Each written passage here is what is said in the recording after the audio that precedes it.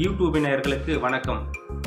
இந்த பதிவில் ராகு கேது தோஷம் பற்றி ஒரு முழுமையான விளக்கம். பொதுவாக ராகு என்பவர் பிரம்மாண்டத்துக்கு அதிபதியாக இருக்கக்கூடியவர் ராகு பகவான். ராகு மனித தலையையும் பாம்பின் உடல் அமைப்பையும் கொண்டவர் ராகு பகவான். ராகு தனது தலைப்பகுதியில் வெட்டக்கூடிய நிலையில் உள்ள பகுதிக்கு மேல் தனது பலனை ஏற்படுத்துவார். ராகுவின் வால் பகுதி பிரிக்கும் தன்மையை கொண்டது.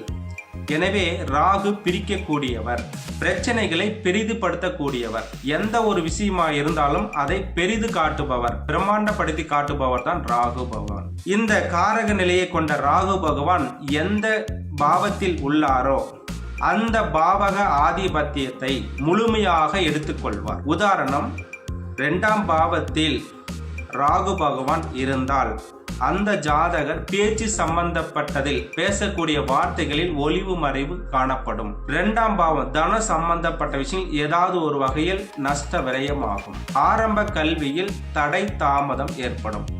இது ராகு பகவானால் கொடுக்கக்கூடிய ஒரு அமைப்பாகும். அதே போல் கேது பகவான் பாம்பின் தலையையும் மனித உடலும் கொண்டவர் கேது பகவான். இந்த பாம்பின் தலைப்பகுதியானது விஷத்தன்மை கொண்டது மற்றும் விழுங்கக்கூடிய தன்மையும் கொண்டது கேது பகவான். கேது சந்திக்கும் எந்த கிரகமும் முடக்கம் ஆகும் என்பது ஒரு பொது விதியாகும்.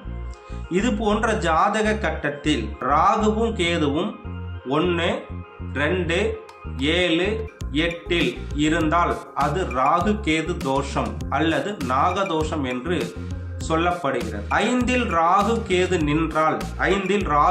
நின்றால் புத்திர தோஷம் கொடுக்கும் என்றும் புத்திர தோஷ தடை ஏற்படுத்தும் என்றும் சொல்லப்படுகிறது. இது ஒரு பொதுவான ஒரு அமைப்பாகும். அவ்வாறு ஜாதகத்தில் 1, 2, 7, 8 மற்றும் 5ஆம் பாவத்தில் ராகுவோ கேதுவோ அமர்ந்தால் அது தோஷம் என்று கருதப்படக்கூடிய உண்மையான ஒரு இன்றளவும் கருதப்படுகிறது. ஆனால் அது தோஷமா இல்லையா, அதற்கு விதி விலக்குகள் நிறைய இருக்கின்றது. தோஷத்தை பார்க்கிற நாம விதி விலக்கை இந்த இடத்திலே பார்ப்பதில்லை. அவ்வாறு பார்த்திருந்தால் இன்று கால தாமத திருமணம் இருக்காது. ஒரு ஆணுக்கோ பெண்ணுக்கோ அதிக வயதை கடந்து இன்றளவும் திருமணம் ஆகாமல் ஒரு தாமத திருமணம் நடக்கக்கூடிய வாய்ப்புகள் இருக்காது. சரியான வயதில் சரியான நேரத்தில் திருமணம் நடந்திருக்கும், சரியான நேரத்தில் குழந்தை பாக்கியம் உண்டாயிருக்கும். ஆனால் இன்று திருமணத்துக்காகவும் குழந்தைகளுக்காகவும் நிறைய கோயில் குளங்களாக சுற்றி திரிகிறார்கள். குழந்தை பாக்கியத்துக்காக நிறைய கோயிலுக்காகவும் மருத்துவமனைக்காகவும் இன்றளவும் அலைந்து கொண்டிருக்கிறார்கள். ஆனால் சரியான ஒரு அமைப்பில் திருமணம் நடக்காத ஒரு காரணம் இது. அப்ப ராகு கேது தோஷத்தினால் எவ்வளவு பாதிப்புகள் இருக்கிறது என்பதை இந்த பதிவிலே நீங்கள் உணர வேண்டும். பொதுவாக லக்னம் என்னும் சொல்லக்கூடிய 1ஆம் பாவத்தில் ராகுவோ கேதுவோ இருந்தால் அது தோஷம் என்று சொல்கிறார்கள். ஆனால் 1ஆம் இடம் என்பது தூய்மையான எண்ணத்தை குறிக்கக்கூடியது, உயிரை குறிக்கக்கூடியது. அப்ப அந்த இடத்திலே ராகுவோ கேதுவோ இருந்தால் அது ஒழுக்க நெறியில் சிறு குறைபாடுகள் ஏற்படும், எண்ணங்களில் சில தவறுகள் ஏற்படும். ராகு கேது தசா புத்திகளில் நடக்கும்போது சிறு சிறு கண்டங்கள், சிறு சிறு விபத்துகள் ஏற்படும். அது அந்தந்த காலகட்டங்களில் தான் நடக்கும் என்பது ஒரு ஜோதிட உண்மை.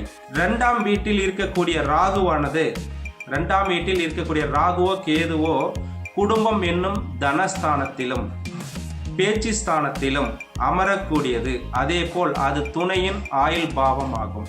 ஆணாகட்டும் பெண்ணாகட்டும் அது துணையின் ஆயுள் பாவம் குறிக்கக்கூடியது. அந்த இடத்திலே ராகுவோ கேதுவோ அமர்ந்தால் சிறு சிறு தாமதங்களை கொடுப்பார், நஷ்டங்கள் விரயங்களையும் கொடுப்பார், கண்டங்களையும் விபத்துகளையும் சின்ன சின்ன கொடுப்பார். அது எப்போது நடக்கும்? அந்தந்த தசா புத்திகளில் நடக்கும்.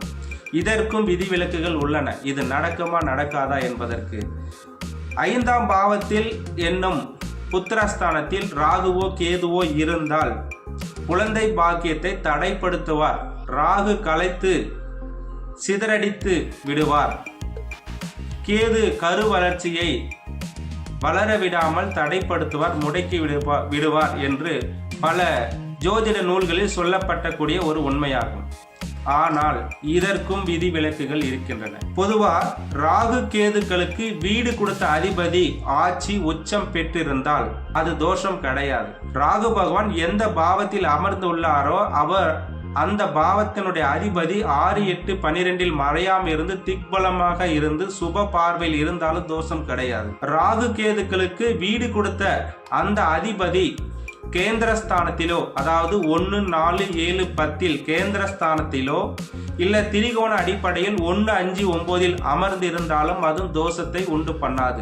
ராகு கேது குருவின் நட்சத்திரத்தில் இருந்தாலும் தோஷம் கிடையாது, குருவின் பார்வையில் இருந்தாலும் தோஷம் கிடையாது. ராகு கேதுக்கள் சூரியனுடைய நட்சத்திரத்திலோ இல்ல சூரியனுடைய பார்வையிலோ இருந்தாலும் தோஷம் கிடையாது. அதே போல் ராகு கேதுக்கள் தன்னுடைய சுய நட்சத்திரத்தில் இருந்தாலும் தோஷம் கிடையாது. காலபுருஷ தத்துவத்தின் அடிப்படையில் ராகு கேது பகவான் அஸ்வினி, மகம், மூலம் இதில் சுய நட்சத்திரத்தில் இருந்தாலும் தோஷம் கிடையாது. கேது பகவான் திருவாதிரை, சுவாதி, சதயம் நட்சத்திரத்தில் இருந்தாலும் அது தோஷம் கிடையாது.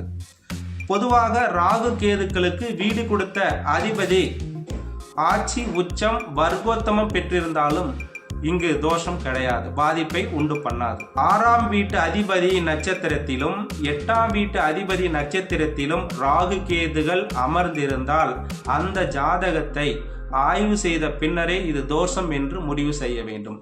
இவ்வாறு ஜாதக கட்டங்களில் ராகு கேதுக்களுக்கு நிறைய விதிவிலக்குகள் இருக்கின்றன. பொதுவா பார்த்த வனமே இது ராகு கேது தோஷம் உள்ளது என்று அந்த ஜாதகத்தை ஒதுக்கி விடாமல் சரியான வகையில் ஆய்வு செய்து அந்த வரனை இணைப்பது மிக மிக நல்லது. இப்பவும் சொல்றேன், ராகு கேது இருந்தால் அதே வரனைத்தான் இணைக்க வேண்டும் என்று எந்த மூல ஜோதிட நூல்களிலும் சொல்லப்படவில்லை. இது ஒரு பொதுவான ஒரு அமைப்பாக இன்று சொல்லப்படுகிறது. அதற்காக ஒரு பெண்ணுடைய வாழ்க்கையோ ஒரு ஆணுடைய வாழ்க்கையோ இன்று தலைகீழாக புரட்டி போட்டு விடுகிறது. 9 நவகிரகங்களில் ராகு கேதுக்களால் இன்று வளர்ச்சி அடைந்த நிறைய பேர்கள் இன்றளவும் இருக்கிறார்கள்.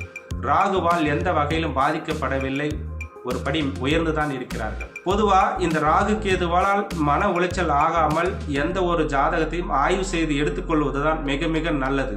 நன்றி, வணக்கம்.